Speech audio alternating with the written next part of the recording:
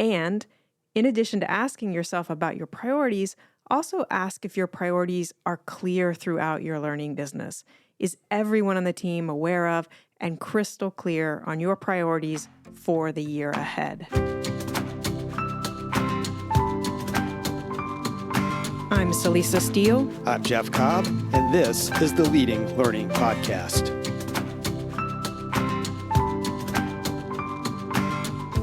Welcome to episode 338 of the Leading Learning Podcast, our first episode of 2023.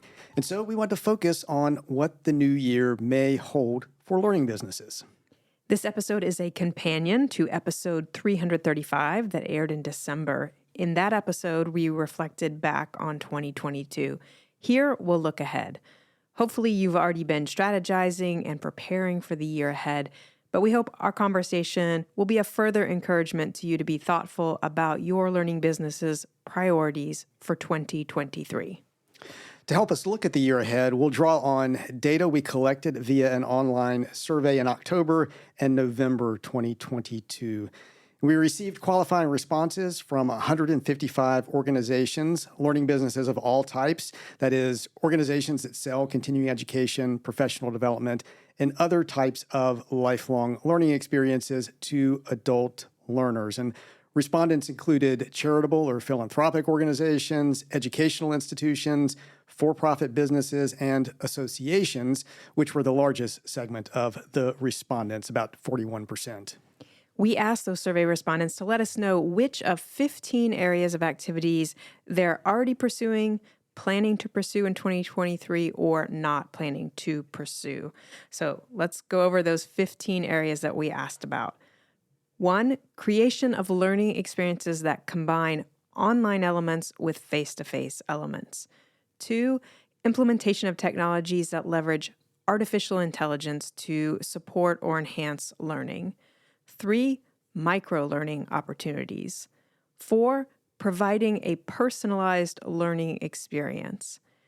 5, creation of social peer-to-peer or cohort-based learning experiences.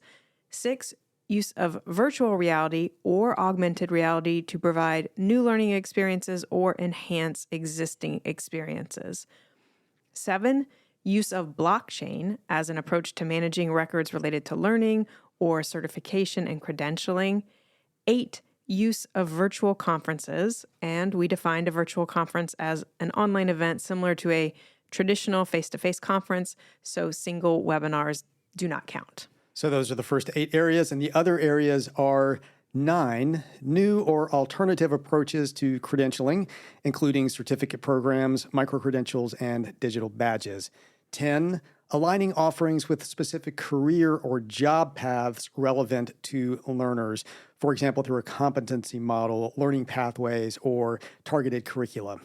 11, integration of educational offerings into the learning and development programs of employers in a field or industry or into general workforce development needs. 12, development of strategies or tactics to help combat declining enrollments, downward price pressure, or commoditization of educational offerings. 13, increased efforts to gather and analyze data to inform new product decisions or improve existing products. 14, increased efforts to gather and analyze data that demonstrates the impact or effectiveness of the learning experiences offered. And finally, the last area, implementation of methods to ensure that learning is retained and applied over time. That's number 15. So that's a lot. I feel like we need to pause and take a deep breath here. Yeah, definitely. But those 15 areas, they obviously cover a lot of ground, but there are other areas that we could have asked about. And so I think it would be good if we shared a bit about how we arrived at these 15 areas. That's right. We didn't pull them out of thin air. We asked about these areas in an end-of-year survey last year and the year before, so 2020 and 2021. And we developed a list way back in 2018. And to develop the list originally, we took sort of a modified crowdsourcing approach. We first reached out to thoughtful, smart people, practitioners and experts, those working in learning businesses and the vendors and consultants working with them. and generated a list of trends. And then folding in our own observations and thoughts, we arrived at the list of 15. So, listener, what's top of the list for your learning business to tackle this year? What are your priorities? It might be something in the list of the 15 areas that we mentioned, or it might be something else. And I will say that you can find that list of 15 areas in the show notes for this episode at leadinglearning.com/episode 338. Before we share some data from the survey on those 15 areas, you might want to pause, literally hit pause on the podcast and think about your own priorities and which of these areas, if any, are on your radar and which are you likely to act on in the coming year. And in addition to asking yourself about your priorities, also ask if your priorities are clear throughout your learning business. Is everyone on the team aware of and crystal clear on your priorities for the year ahead? As someone who listens to the Leading Learning podcast, you should know about the Leading Learning newsletter, which you can subscribe to at leadinglearning.com/inbox. The newsletter is inbox intelligence for learning businesses and helps you understand the latest technology, marketing, and learning trends and grow your learning business. Best of all, it's a free resource. As a subscriber, you'll get Leading Links, our monthly curated collection of resources to help you grow the reach, revenue, and impact of your learning business. The Podcast Digest, a monthly summary of podcast episodes released during the previous month, plus periodic announcements highlighting Leading Learning webinars and other educational opportunities designed to benefit learning business professionals. Subscribe for free at leadinglearning.com/inbox. And if you're already subscribed, point a colleague to leadinglearning.com/inbox.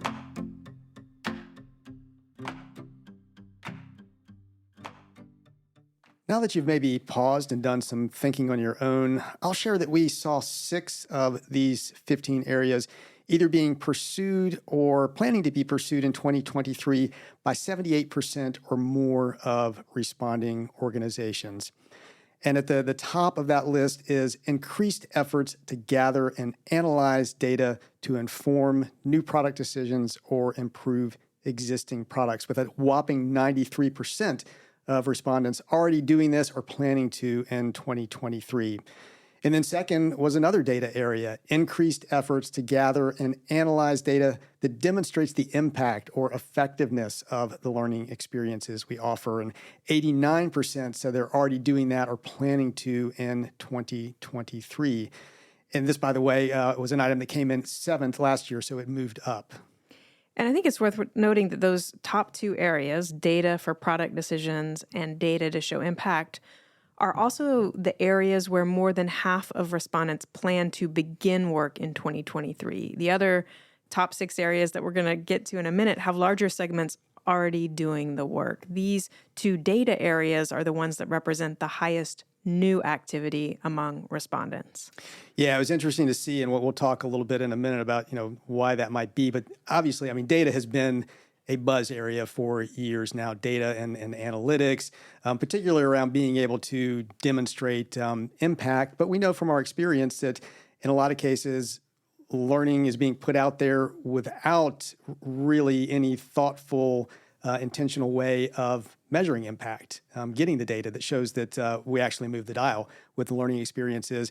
And of course, on the other end of the spectrum, data should be informing, as the questions ask, how products are designed, which products are even determined to offer in the first place, but then, how they're designed, how they're developed. And we also know from a lot of experience that, oftentimes a committee is coming up with an idea or a few people, have a good idea in an organization and will create a product and put it out there. And it's, kind of a shot in the dark because there isn't any sort of broader data informing those decisions. And I think, too, that in these top areas, there's perhaps the suggestion of richer data, of data that can give better insight and actually help determine future direction. So it's not just kind of how many people enrolled or, what did they score in a particular test. I think it's really about what data can you get that gives you a fuller picture of what the market needs, how the learners are responding and interacting with what you're offering. And so it really does then become this tool that you can use to inform decision making in a meaningful way.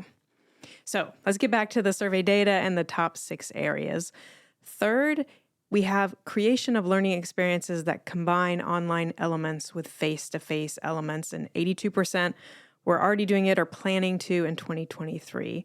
And I don't think that seems too surprising given that we're emerging from the COVID pandemic, and gathering face-to-face again seems reasonable.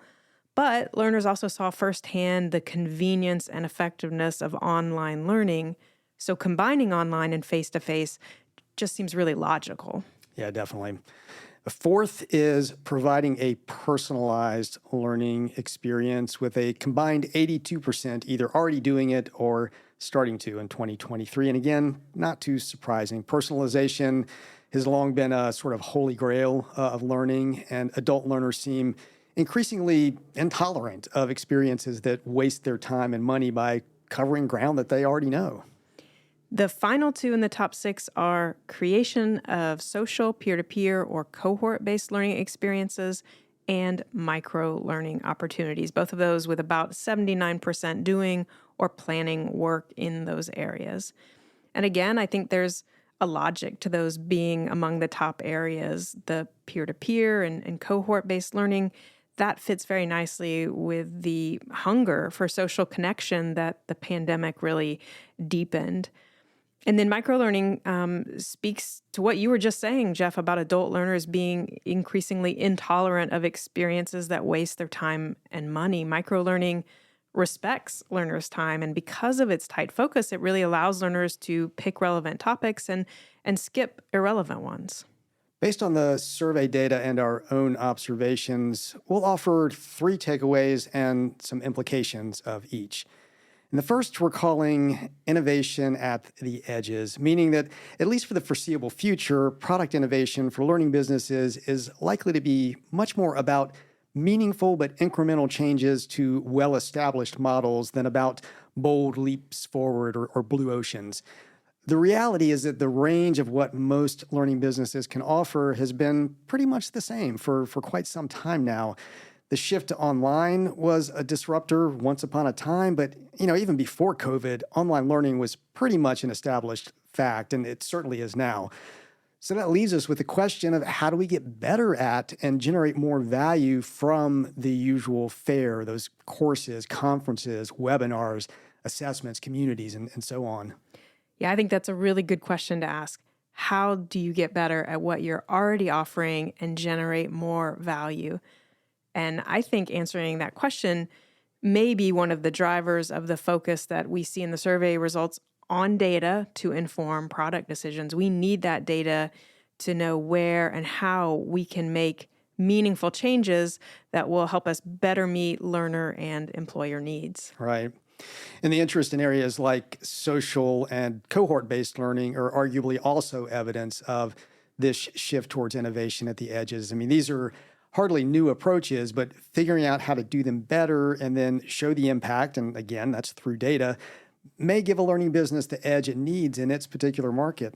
And I think the economy is also a factor in this takeaway innovation at the edges.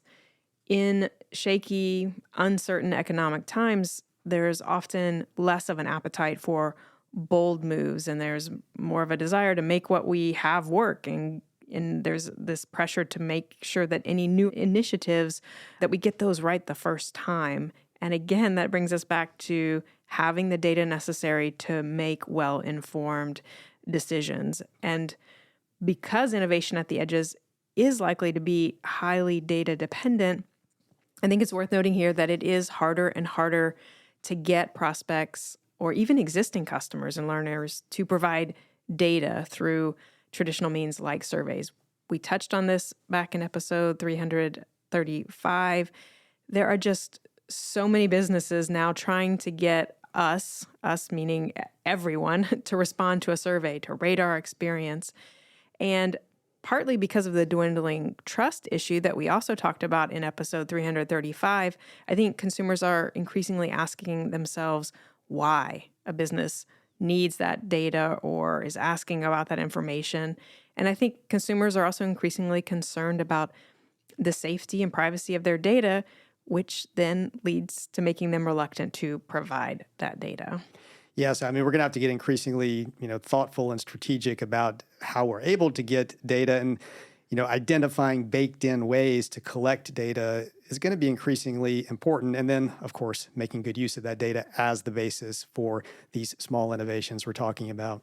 Right. And by baked in ways, I mean, I think you have in mind rather than a survey that someone has to fill out, it's more about what can you see from their behavior Right. and, clickstream data, whatever it is, but it's something that you're just kind of observing what's already happening. But that's important data, and it doesn't necessarily require you to make an ask of a consumer or a user. Yeah, I mean, and we're all about behavioral data anyway. We emphasize that, and the research that we do as part of consulting. But you got to think about that. How are you going to determine what are the behaviors you're looking for, and how do you actually get the data about those behaviors and then start to use it? So that's the first takeaway: innovation at the edges. The second takeaway is blended learning's rebirth. We're betting that we'll see a renewed interest in and use of blended learning in 2023 and beyond. Yeah, we may already be seeing it. I mean, we've been talking and thinking and writing about blended learning a lot lately. But as a reminder, our definition of blended learning draws on the work of the Christensen Institute and its blended learning universe. And it says that blended learning is a formal education program which meets three criteria. First, students learn in part through online learning with some element of student control over time, place, path, and/or pace. Next, students learn in part in a brick and mortar location where instruction is facilitated. And then third, the online and offline modalities are connected to provide an integrated learning experience. And this blended learning takeaway is supported by at least two of those top 6 areas that we saw in the survey data. I'm thinking in particular of combining online and face-to-face elements and learning experiences, and social peer-to-peer and cohort-based learning experiences. The in-person component of blended learning fits well with this pent-up hunger for social connection that's come from the pandemic. Mentioned that a little bit earlier. The online piece speaks to learner convenience and the ability to have more flexibility about when and or how and where to learn. And I think that's a convenience that many people got used to during the pandemic and work from home situations. And I also think that the online piece helps lessen the environmental impact of in-person learning, which often requires travel. And I think there will be increasing scrutiny of the environmental impact of learning going forward. And each mode, of course, has advantages on its own, as you just pointed out, Celisa. And combining in-person and online creates the opportunity really for greater effectiveness than either mode alone can achieve. And it leverages some really compelling and appealing benefits of each mode. And for a deeper discussion of the benefits of blended learning, we recommend our executive briefing, Why and How to Build Your Blended Learning Playbook, which you can get at leadinglearning.com/blended. Blended learning also can help create loyal customers, loyal learners, loyal members. And that speaks to that dwindling trust issue that we raised in episode 335. As humans, we tend to trust and like people that we're in relationship with. And blended learning puts learners in relationships with each other. And then the learning business, as the organizer of that blended experience, it's going to benefit from that trust created in those relationships as well. So that's the second takeaway, blended learning's rebirth. Our third and final takeaway is something we're calling business remodels. And if you see this in print, you'll see that we've been oh so clever in putting the R-E, in parentheses so that this can be read as business models or business remodels. And this is because organizations that may not have ever had to give too much thought to their business model will need to start. And even those that have given a lot of thought to their business models may have some rethinking to do. They may need to remodel those business models. In uncertain economic times and in times of high inflation like we're in currently, spending can be tight. And that, of course, impacts what individuals and organizations are able and willing to spend on things. And those things include learning. Right. And that's the bad news, of course. The better news is that currently in the U.S., we have a lot of job vacancies. So reskilling, upskilling, and onboarding are needed even more now. And we touched on this in episode 335. All of this points to the need to find those small innovations that increase the real and perceived value of our offerings, but also the need to find new and improved approaches for generating revenue from those offerings. And part of the attraction of approaches like blended learning, cohort-based learning, micro-learning, is that they may provide ways to create monetizable add-ons or variations or extensions of the traditional offerings that many learning businesses have, like conferences or seminars. And that can change what and how a learning business is able to charge for those offerings. Microlearning, for example, can make a lot of sense as part of a subscription model or as part of a membership model. And it seems likely that we'll see more offerings going forward where education isn't sold as just that single event or a unit of content, but as part of a larger whole, perhaps as part of a subscription package, or maybe as part of a complete pathway or a learning journey. And it's notable that, one of the areas we asked about in the survey that just missed being in the top 6 was around aligning offerings with a specific career or job path relevant to learners. Just under 75% of respondents said that they're already doing that or they plan to pursue to start doing that in 2023. Somewhat related to that, it seems likely that we're going to see more learning businesses that have traditionally sold primarily to individuals evolve into also selling to businesses or finding new ways to distribute their offerings through partners or more advanced technology platforms. The idea being, kind of how can you get from that B2C, that sort of, single units being sold to having more impact, reaching more learners in sort of a single transaction. Right. And, we've talked about that before. And we also made the point before that all of this suggests more sophisticated models than the traditional fee for registration model. And those are going to require greater business development acumen than many organizations currently have. Right. And we saw that ASAE relatively recently added business development as a domain to the CAE, the Certified Association Executive Credential that it offers. Right. Very telling. And I recently attended the annual meeting of Professionals for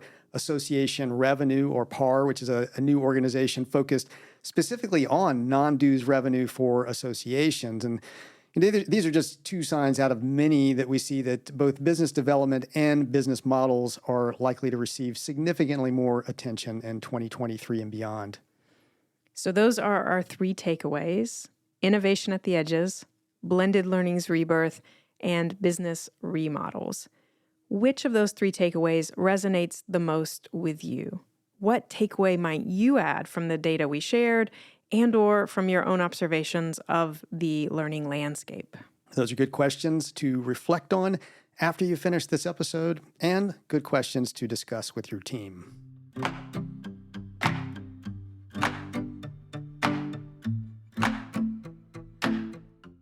So that's our look at the year ahead. At leadinglearning.com/episode 338, you'll see options for subscribing to the podcast. And if you haven't yet, please do subscribe. Yes, please do, as those subscription numbers give us some visibility into the impact of the podcast. We'd also be grateful if you would take a minute to rate us on Apple Podcasts or wherever you listen, especially if you enjoy the show. Jeff and I personally appreciate reviews and ratings, and they help the podcast show up when people search for content on leading a learning business. Lastly, please spread the word about Leading Learning. You can do that in a one-on-one note or conversation with a colleague, or you can do it through social media. In the show notes at leadinglearning.com/episode 338, you'll find links to connect with us on Twitter, LinkedIn, and Facebook. Thanks again, and see you next time on the Leading Learning Podcast.